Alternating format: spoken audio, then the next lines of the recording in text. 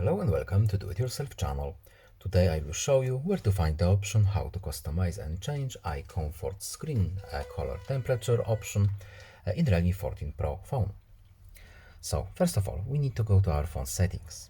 Then in settings we need to scroll down a bit to display and brightness. Then we're looking for eye comfort and sleep menu. And here we have our options. So eye comfort is here. First of all, we need to enable it. Now, here is the screen temperature color. So we can change it quite a bit. We can make it warmer, more orange. We can have it in the middle, or we can pretty much not have it, as you can see here.